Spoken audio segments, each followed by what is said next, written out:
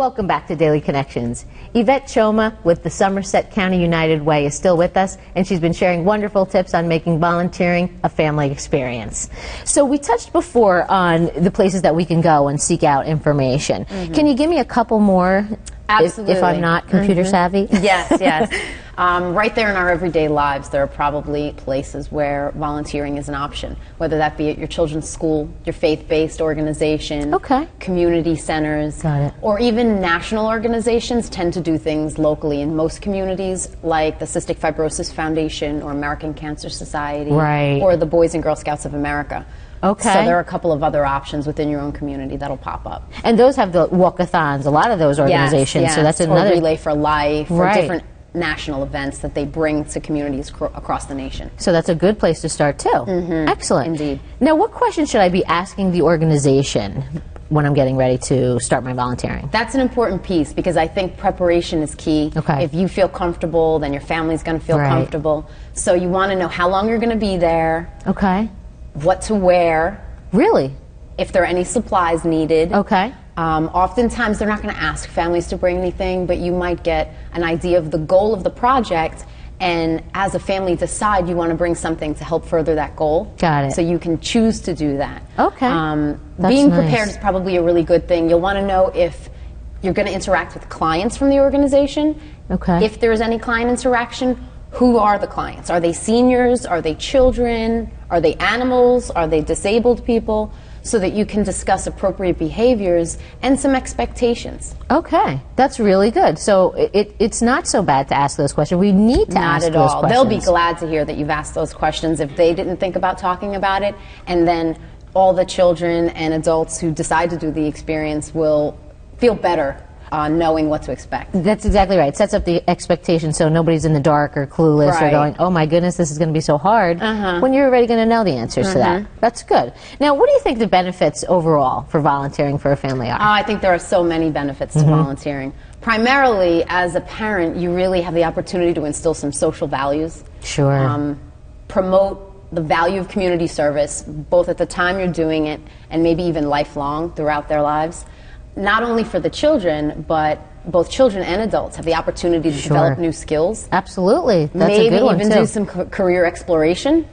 Good point. Excellent. And I know self-esteem is a huge piece of this too. Yes, they'll gain a lot of self-esteem and develop some leadership skills. That's a good one. A little interaction, and if you're new to the area, any community, or even if you're not, you'll be able to learn about your community and see the kind of social services that there are available. And get to know and meet some people too, so you get some great information with that. And I like that too with the leadership and the children, because it really starts those habits developing early in life, and that's going to continue more than likely throughout. It'll be part of their life instead of just one isolated thing. That's good. Now, would I teach my children, like, what are the important lessons that come out of volunteering? What about, like, the organization and talking with my family, the purpose and its activities? I think the two most important things to make it a really memorable and powerful experience is to, one, talk about it a lot as a family, both before, during, and after the experience. Talking about the expectations and even the challenges that maybe happened on site. And then afterwards celebrating and rewarding them for that experience. That'll bring, putting feelings to that will really make it more meaningful for them. And as a parent, I think it's most important to lead by example. I agree with you. So if you're excited about it and if you're open-minded, that feeling will be contagious. And everybody gets involved. I agree with that. That's really good. So leading by example is really one of the best ways to show your children what to do and how to move forward. There'll be some group excitement and some focused team effort. That's great. Now, once I volunteer, when I start, can you give me tips to make it a really rewarding experience? What else can we do to make this while you're on site at the volunteer opportunity themselves, I'd suggest encouraging all members of the family, even the youngest ones, so hopefully you've chosen an opportunity appropriate for everybody, to get really hands-on.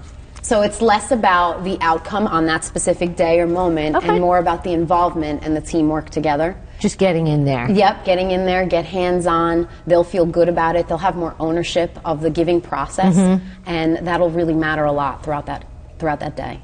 And I like what you said too about keeping it positive and fun. If you're excited, they're going to be excited. kids are going to remember the mood more than they do the labor. Is so that if right? If it's been a good experience all around, they'll want to do it again. They'll want to keep doing it. And you also said that doing it with other families is another great way. If you're a little scared, absolutely. If there's a national else. day where you can do it as a group, that would be great. Or maybe just some neighbors or your friends' children, your children's friends. So get a couple people from the area and do it together. That's another great way. And that also probably would promote continuing this. Absolutely. And will boost the excitement. A journey for everybody. Now, can I do like a one-time shot volunteering, or do I have to commit?